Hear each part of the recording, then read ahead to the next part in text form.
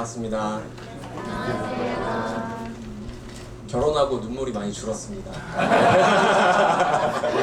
네, 이유는 왜일까요? 네, 모르겠지만 사실은 오늘도 찬양하면서 눈물이 났는데 느린 찬양을 부르면서 눈물이 났던 건 아니고 신나는 멜로디 속에서 그러니까 주와 같이 길 가는 것 즐거운 일 아닌가, 우리 주님 걸어가신 발자취를 밟겠네, 한 걸음 한 걸음 주 예수와 함께 우리 걸어가리 고백하는데, 그 찬양의 삶에 그 찬양이 가지는 무게감과 저의 삶이 가진 어떤 가벼움의 그 간극이 하나님 앞에서 참 부끄럽고, 우리가 참 하나님 앞에 기쁨으로 삶을 살아가겠다고 고백하는 우리의 어떤 찬양과 우리의 결단과는 좀 거리가 먼 우리의 삶의 무기력함과 좀 아픔들을 많이 묵상하게 되어서 좀 눈물이 났던 것 같습니다. 모쪼록 오늘 말씀을 통해서 저 여러분에게 주시는 하나님의 위로와 그분께서 다시 걷게 하시는 그 새로운 능력과 힘이 우리에게 부어지는 귀한 시간 됐으면 좋겠습니다.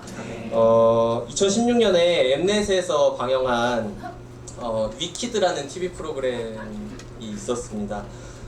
우리나라의 희망, 자라나는 새싹인 우리 다음 세대 어린이 친구들이 나와서 우리 꾀꼬리 같은 목소리로 노래를 부르는 프로그램인데요. 제 취향이 전혀 아니기 때문에 저는 그 프로를 보지도 않고 앞으로도 보지 않을 것입니다. 근데 가끔 유튜브에 추천 동영상으로 그 영상들이 올라올 때가 있는데, 제가 몇 개 본 노래 중에서 오늘 소개하고 싶은 노래가 바로 2006년생 오연준 군이 부른 쉼이 필요해 라는 노래입니다. 그 노래의 가사는 다음과 같은데요. 자꾸 재촉하지 말아요. 나도 진짜 바쁘단 말이에요. 학교 끝나면 방과 후에 영어학원, 수학학원 그냥 뭐 노는 줄 아나요. 나도 쉼이 필요해.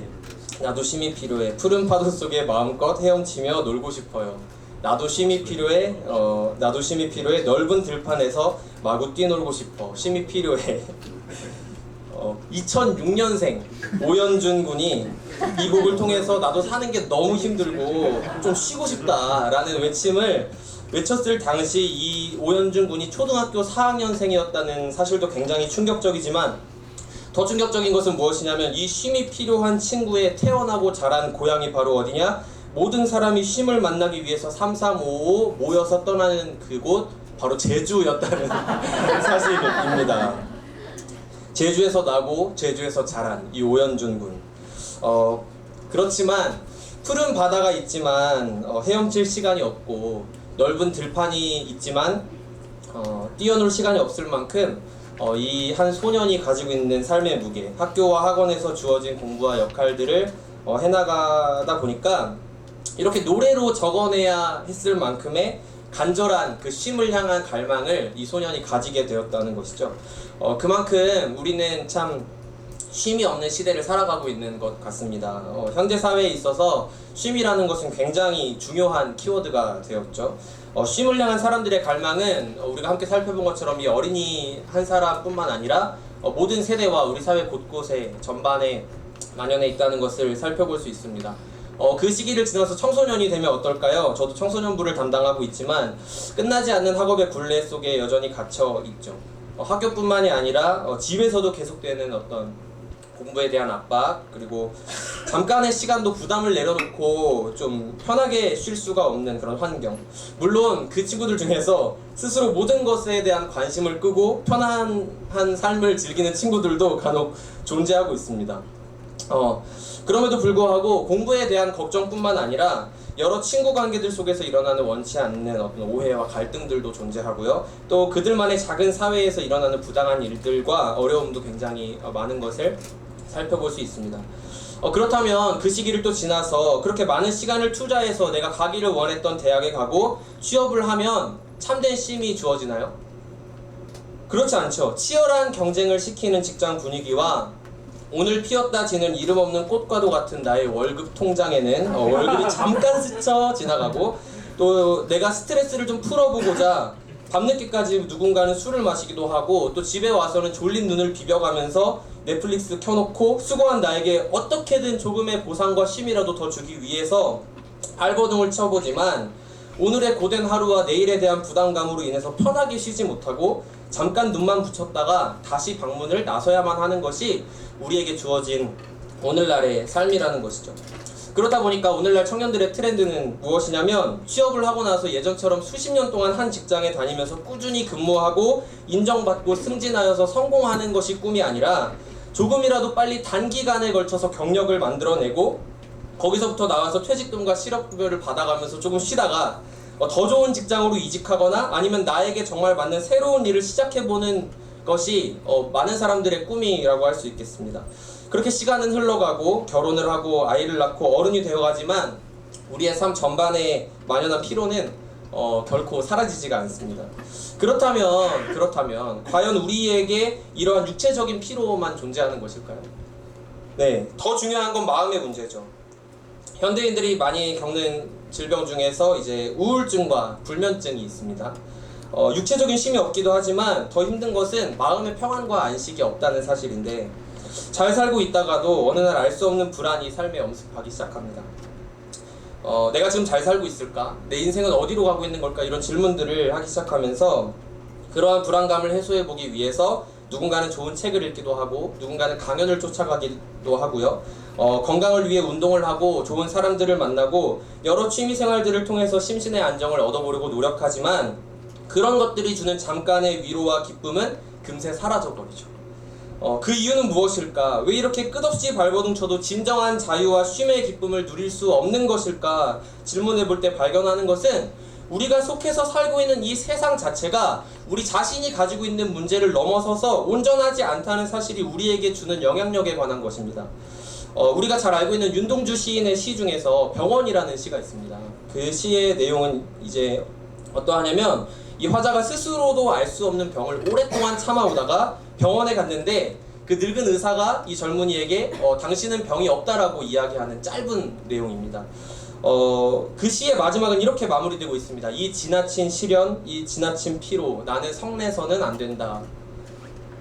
윤동주 시인이 인생의 젊은 날을 지나가면서 가졌을 수많은 그 아픔들과 고민들을 제가 다 알 수는 없지만, 그가 썼던 수많은 다른 시들과 그가 살았던 일제강점기라고 하는 서글픈 시대상을 바라보게 되었을 때, 그가 자신도 알 수 없는 지나친 피로와 아픔을 견뎌야만 했던 이유가 무엇인지에 대해서 우리는 조금 가늠해 볼 수 있게 되는 것이죠. 우리가 살아가는 오늘 이 세상도 마찬가지입니다. 하나님의 온전한 통치가 있었던 이 세상, 하나님과 하나님께서 지으신 사람이 사랑과 순종의 관계 속에서 완전했던 세상의 모습을 여러분은 성경을 통해서 보셨을 것입니다. 그렇지만 죄가 들어오고 타락한 세상은 더 이상 하나님 나라의 원리가 아닌 힘의 원리가 작동하고 다른 많은 가치들이 이끌어 나가는 죄악의 온상이 되어버렸죠. 약육강식, 강자가 약자를 지배하는 세상, 조금만 실수하고 조금만 남들보다 가지지 못해도 이 사회에서 도태되어 버립니다.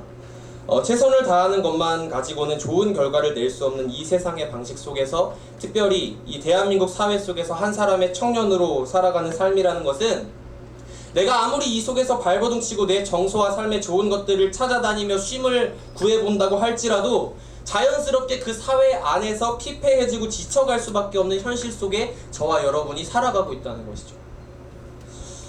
고려대학교 보건과학대학의 김승섭 교수님께서 쓰신 아픔이 길이 되려면이라는 책에 이런 내용이 등장하고 있습니다. 우리 몸은 스스로 말하지 못하는, 때로는 인지하지 못하고 그 상처까지도 기억하고 있습니다. 몸은 정직하기 때문입니다. 물고기 비늘에 바다가 스미는 것처럼 인간의 몸에는 자신이 살아가는 사회의 시간이 새겨진다라고 이야기하고 있습니다. 물론 이 글은 사회적 폭력을 당한 어떤 특정한 대상들에 대한 이야기를 풀어나가면서 쓰여진 내용이긴 하지만, 제가 이 문장을 마주하면서 느낀 것이 무엇이냐면, 사람이 아무리 쉼을 찾기 위해서, 온전한 삶을 찾기 위해서 끊임없이 노력해도 그 사람이 속해 있는 사회와 살아가고 있는 세상 자체가 타락해 있고 왜곡된 모습으로 병들어 있기 때문에, 그 안에 살아가는 저와 여러분이 아무리 쉼을 얻기 위해 발버둥 친다고 할지라도 그 안에서 스스로 온전한 쉼을 누릴 수 있는 사람은 단 한 사람도 없다는 사실입니다. 그렇다면 두 번째 질문이 떠오릅니다.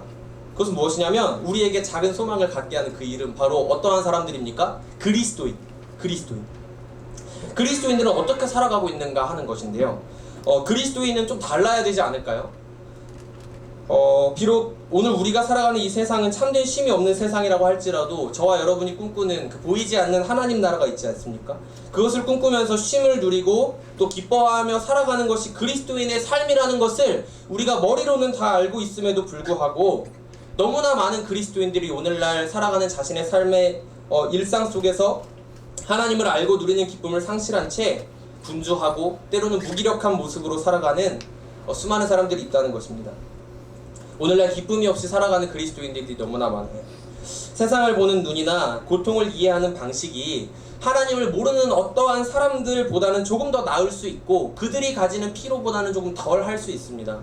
그렇지만 오늘날 대부분의 그리스도인, 특히 저를 포함한 저와 여러분, 대한민국을 살아가는 청년 그리스도인들의 일상을 깊이 들여다보면 교회에 와서 예배를 드리고 잠깐의 유익과 만족을 얻고 돌아가는 시간 이외에 세상에서 살아가는 모든 시간들이 대부분 세상에 살아가는 사람들과 똑같이 삶의 무게에 지쳐있고 미래에 대해 불안해하며 보이지 않는 하나님의 통치와 우리 사회의 모습을 바라보면서 낙심할 때가 너무나 많다는 것입니다.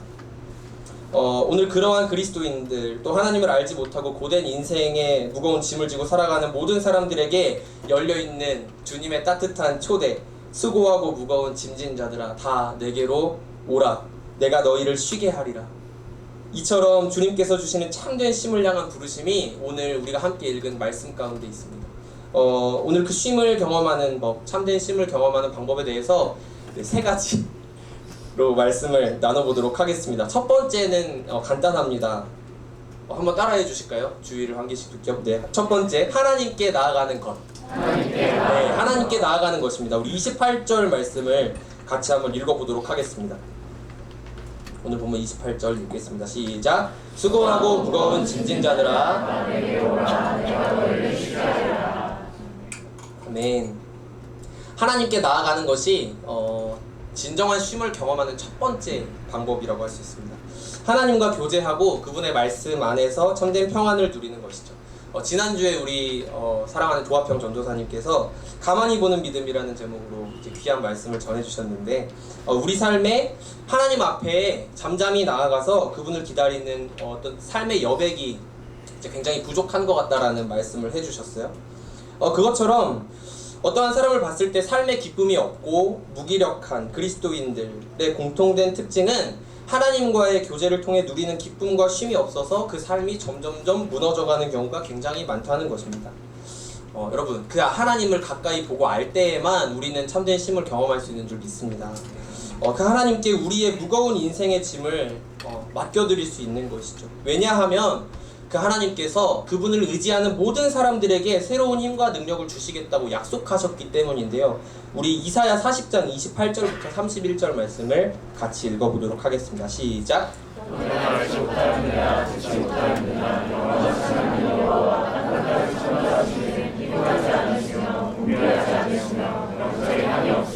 피곤한 자에게는 능력을 주시며 무능한 자에게는 힘을 더하시나니 소년이라도 피곤하며 곤비하며 장정이라도 넘어지며 쓰러지되 오직 여호와를 앙망하는 자는 새 힘을 얻으리니 날개치며 올라가는 같을 것이요 다른 박질하여도 곤비하지 아니하겠고 걸어가도 피곤하지 아니하리로다. 아멘. 여러분, 하나님을 의지하십니까? 저와 여러분이 의지하는 하나님 어떤 분이신지 아세요? 우리를 쉬게 하실 뿐만 아니라 우리가 그분께 나아가기만 하면, 우리가 그분을 의지하기만 하면 피곤한 자에게 능력을 주시고 무능한 자에게 힘을 더하시는 분이라는 것을 기억하시기 바랍니다. 열왕기상 19장에 보면 하나님의 사람 엘리야가 등장합니다. 그 사람이 주님의 일을 감당하다가 완전히 탈진해버려서 로뎀나무 아래에 누워 하나님께 이제 그만 자신의 생명을 거두어 가시라고 울부짖는 장면이 등장하고 있는데요. 오늘 추가 부분이 좀 많은데 열왕기상 19장 3, 4, 5절 말씀 같이 한번 읽어보겠습니다. 네, 감사합니다. 시작! 그가 이 형편을 보고 일어나 자기의 생명을 위해 도망하여 유다에 속한 브엘세바에 이르러 자기의 사환을 그곳에 머물게 하고 자신은 광야로 들어가 하룻길쯤 가서 한 로뎀나무 아래에 앉아서 자기가 죽기를 원하여 이르되 여호와여 지금 내 생명을 거두시옵소서. 나는 내 조상들보다 낫지 못하니이다 하고 로뎀나무 아래에 누워 자더니 천사가 그를 어루만지며 그에게 이르되 일어나서 먹으라 하는지라. 아멘. 엘리야는 저와 여러분이 알고 있는 것처럼 위대한 하나님의 사람이었습니다. 북이스라엘의 악한 왕이었던 아합과 그의 아내 이세벨이 행했던 바알 숭배, 그 앞에 당당히 서서 하나님의 살아계심을 선포하고 그의 말 한마디에 3년 6개월이나 되는 긴 시간 동안 실제로 비가 내리지 않을 만큼 주님께서 주시는 큰 능력과 승리를 경험했던 선지자가 바로 이 엘리야였는데요. 달라지지 않는 상황과 계속되는 죽음의 위협, 계속해서 도망쳐야만 했던 그 삶의 상황 속에서 아무리 큰 하나님의 능력과 그분께서 주시는 승리를 경험한 선지자였음에도 불구하고 이제 그의 삶에 더 이상 한 발자국도 나아갈 수 없는, 더 이상 견딜 수가 없는 피로와 슬픔이 그에게 찾아왔다는 것입니다. 하나님, 이제 저는 더 이상 못 가겠습니다. 저의 생명을 이제 좀 거두어가 주십시오. 아무런 힘이 없이 포기해버렸던 그의 삶을 우리는 마주하고 있습니다. 그런데요, 그의 삶을 누가 찾아오시죠? 하나님께서 찾아오십니다. 하나님께서 찾아오셔서 그를 어루만져 주시고 그 하나님의 만지심과 쉼을 경험한 엘리야는 정말 다시 걸을 수 없을 것만 같았던 그 상황에서부터 딛고 일어나 40주야를 걸어서 하나님의 산 호렙까지 걸어가는 놀라운 역사를 우리는 성경을 통해 확인할 수 있는 것이죠. 사랑하는 여러분, 주님께 나아갈 때에만, 그분을 만나고 그분께서 주시는 힘과 능력을 의지할 때에만 우리는 참된 쉼을 경험할 수 있습니다. 그것이 쉼을 경험할 수 있는 유일한 방법입니다. 그분은요, 우리 약함을, 우리의 수고함과 무거운 짐진 것을 아시기 때문에 우리를 책망하시지 않아요. 그분은 우리 연약함을 아십니다. 하나님의 사람 엘리야가 비록 하나님께 불순종하고 떠나갔지만 하나님은, 야, 너는 왜 이렇게 믿음이 없니? 내가 너에게 보여준 수많은 이적들과 경험하게 한 승리가 있는데 왜 너는 힘들어하고 낭망하고 있느냐고 이 엘리야를 책망하지 않으십니다. 엘리야를 찾아가셔서 그를 먹여주시고 어루만져주시고 다시 걷게 하시는 그 주님께서 우리의 연약함도 아신다는 거예요. 히브리서 4장 15절 말씀, 우리에게 있는 대제사장은 우리의 연약함을 동정하지 못하실 리가 아니요 모든 일에 우리와 똑같이 시험을 받으신 이로되 죄는 없으시니라. 이것이 바로 예수님께서 오늘 저와 여러분에게 말씀하시는 수고하고 무거운 짐진 자들아 다 내게로 오라라고 말씀하시는 그 음성이 진짜인 이유입니다. 하나님의 아들이신 예수 그리스도께서 우리의 연약함을 감당하기 위해서 친히 인간의 몸을 입고 이 땅 가운데 오셔서 경험하셨던 그 고통과 피로, 삶의 슬픔, 또 그곳 가운데 우리를 내버려 두지 않으시고 친히 수고를 감당하사 우리를 구원의 길로 인도하셨던 그 주님이 계시기 때문에 우리는 성경 안에서 그러한 모습들을 너무나 많이 발견할 수 있기 때문에 오늘도 그분을 향하여서 나아갈 수 있는 것입니다. 요한복음 4장에 등장하는 사마리아 여인을 만나기 위해서 예수님은 태양이 가장 뜨거운 시간이었던 정오에 장장 6시간에 걸쳐서 기나긴 사막을 걸어가셔야만 했습니다. 예수님은 목마르셨습니다. 마가복음 6장 31절에 보면 예수님은 따라오는 사람들이 너무 많아서 쉴 틈이 없었던 그러한 상황 속에서 제자들에게만 너희는 따로 한적한 곳에 가서 잠깐 쉬어라 라고 말씀하시고 예수님 본인은 식사할 겨를도 없이 일하셔야만 했습니다. 예수님은 피곤하셨습니다. 그렇기 때문에 그분은 우리의 연약함을 아시는 것입니다. 그리고 그분은 수고하고 무거운 짐진 자들아 내게로 오라 내가 너희를 쉬게 하리라 라고 말씀하실 수 있는 것입니다. 이것이 이 말씀이 저와 여러분에게 영원한 소망이 되는 이유입니다. 출애굽기 33장 14절에 하나님께서 모세에게 주신 말씀은 이렇습니다. 여호와께서 이르시되 내가 친히 가리라 내가 너를 쉬게 하리라. 우리를 위해 친히 낮아지시고 약해지시고 우리의 모든 아픔과 무거운 짐진 수고를 아시는 주님께로 나아가는 것, 이것이 참된 쉼을 경험할 수 있는 유일한 방법인 줄 믿습니다. 사랑하는 여러분 살아가는 삶의 현장에서 실패를 경험하셨습니까? 여러분이 최선을 다한 모든 노력이 물거품이 되고 이해할 수 없는 일들을 경험하고 계십니까? 더 이상 걸을 힘이 없어서 포기하고 싶으십니까?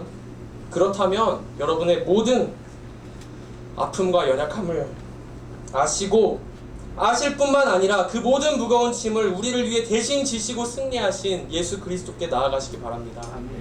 그분께서 여러분과 저에게 새로운 힘과 살아갈 능력을 허락해 주실 것입니다. 두 번째입니다. 두 번째는 그리스도를 닮아가는 것입니다. 오늘 본문 29절 말씀을 같이 한번 읽어볼까요? 29절 말씀 읽어보겠습니다. 시작. 나는 마음이 용기하고 가장이 나의 멍에를 메고 내게 되어라. 내가 너희와 네 힘을 얻으리니. 아멘. 예수 그리스도의 온유함과 겸손함을 배우고 살아내는 것, 이것이 우리가 참된 쉼을 경험할 수 있는 두 번째 방법이라고 할 수 있겠습니다. 오늘날 이러한 온유와 겸손이 없이 살아가는 그리스도인들, 예수님께서 실제 어떠한 성품으로 어떠한 행함으로 이 땅을 살아가셨는지에 대한 관심은 하나도 없이 살아가고 있는 그리스도인들이 너무나 많이 있습니다. 교회에 와서는 잠깐 쉼을 누리는 것 같습니다. 말씀을 듣고 위로받고 눈물도 흘리고 결단도 합니다. 그렇지만 교회를 벗어나서 세상의 풍파 한가운데로 들어가서는 세상의 사람들과 똑같은 모습과 방식대로 살아가는 사람들, 조금도 내 것을 양보하거나 희생하고는 살 수가 없습니다. 어떠한 갈등이 생겼을 때, 불합리한 상황을 경험할 때 여러분은 어떻게 하십니까? 예수님께서 보여주신 온유와 겸손을 본받아서 참아내고 뒤로 물러서기보다는 악착같이 내 것을 챙기고 칼같은 논리로 상대방을 이기지 않으면 바보가 되어버리는 것만 같은 그 마음을 이겨내지 못하고 세상의 법칙을 그대로 수용하면서도 마음 한켠에는 내가 그리스도인이다 하는 부담감을 가지고 피곤하게 살아가는 그리스도인들의 모습이 저와 여러분의 모습은 아닌지 돌아보기 원합니다.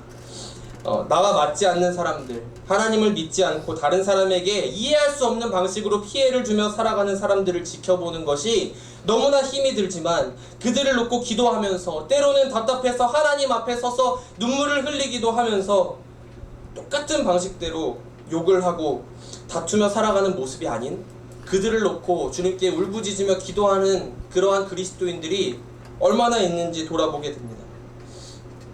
하나님의 일하심, 그리스도의 온유함과 겸손함을 신뢰하고 닮아가지 못하는 사람들이 꼭 배워야만 하는 기도가 있습니다. 그것은 바로 다니엘의 기도인데요. 다니엘 9장 18절 19절 말씀 같이 읽겠습니다. 시작. 나의 하나님이여 귀를 기울여 들으시며 눈을 떠서 우리의 황폐한 상황과 주의 이름으로 일컫는 성을 보옵소서. 우리가 주 앞에 간구하옵는 것은 우리의 공의를 의지하여 하는 것이 아니요 주의 큰 긍휼을 의지하여 함이니이다. 주여 들으소서. 주여 용서하소서. 주여 귀를 기울이시고 행하소서. 지체하지 마옵소서. 나의 하나님이여 주 자신을 위하여 하시옵소서. 이는 주의 성과 주의 백성이 주의 이름으로 일컫는 바 됨이니이다.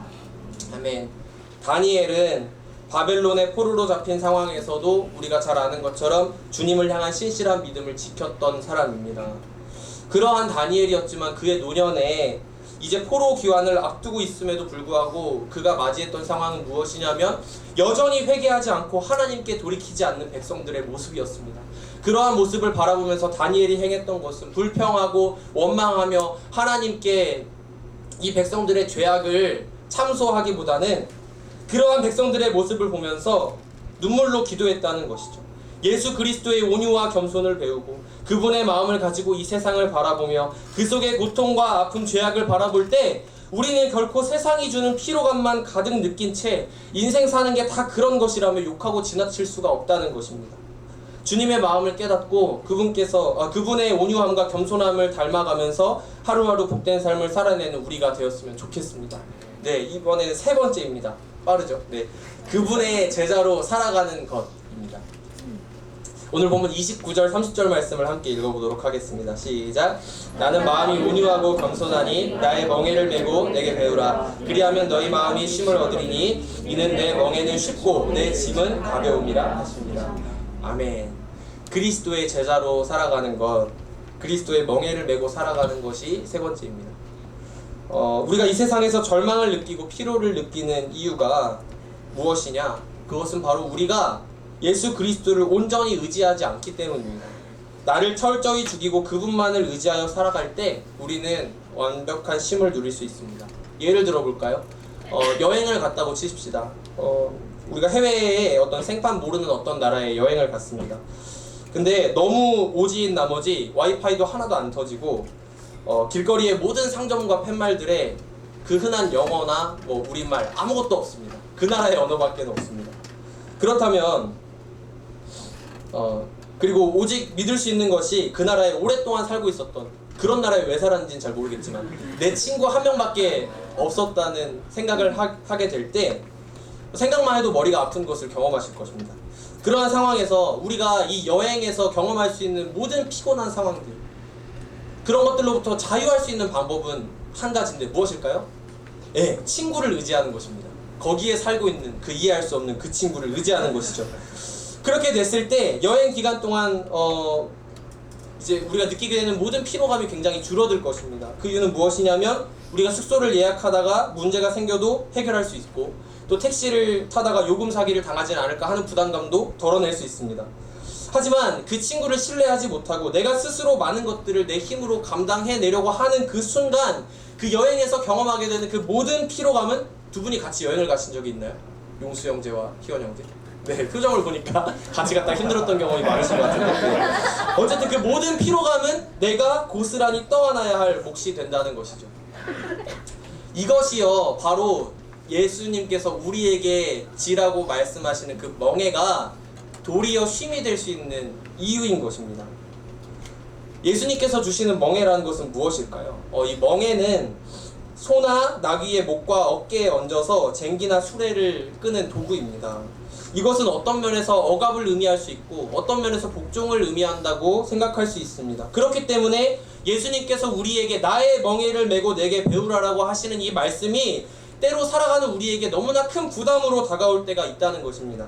그러나 우리가 기억해야 하는 것은 무엇이냐면, 예수님께서 주시는 그 작은 멍에, 나의 멍에는 쉽고 가볍다고 말씀하셨던 그 멍에를 지는 것이 너무나 싫어서 그 멍에를 벗어버리고 살아가는 우리의 삶은 결코 완전히 자유할 수 없고 또 다른 멍에를 져야만 하는 그러한 삶이라는 것을 기억할 때, 예수님께서 주시는 멍에가 우리에게 얼마나 감사의 제목으로 다가오는가 하는 것을 여러분 깨달으실 수 있을 것입니다. 그리스도께서 주시는 멍에를 맨다는 것은 하나님께서 저와 여러분을 억압하고 괴롭게 하신다는 것이 아니라, 우리 스스로 답을 찾을 수 없는 답 없고 흔들리는 인생이 이제는 영원하신 하나님 아버지께 완전히 붙들려서 거룩한 소망을 가지고 살아갈 수 있다는 온전한 약속이 되는 것입니다. 죄의 멍에, 세상이 주는 즐거움과 유혹의 멍에를 벗어버리고 이제는 주님께서 주시는 멍에를 메고 그분의 말씀대로 살아가기를 작정할 때 우리는 참된 쉼을 누릴 수 있다는 것이죠. 그것은요, 결코 어렵고 무거운 멍에가 아닙니다. 오늘 본문 30절 말씀에 보면 그 멍에는 쉽다고 되어 있습니까? 어렵다고 되어 있습니까? 쉽다라고 되어 있죠. 여기서 이 쉽고 하는 이 쉽다라는 뜻을 가진 이 단어 크레스토스는 쉽다라는 뜻도 가지고 있지만 동시에 적절한, 유용한 이라는 뜻을 가지고 있습니다. 이것이 뜻하는 것은 주님께서 우리에게 지라고 말씀하시는 그 멍에, 때로는 우리를 너무나 부담스럽게 하는 그 멍에, 주님의 교훈과 그분의 말씀과 그분의 명령을 따라 세상을 살아가는 것이 결코 우리에게 불가능하거나 우리의 삶을 갉아먹는 위험한 행위가 아니라 도리어 우리가 할 만한 일, 우리가 그분을 의지하여 기쁨으로 해낼 수 있는 일이라는 뜻입니다.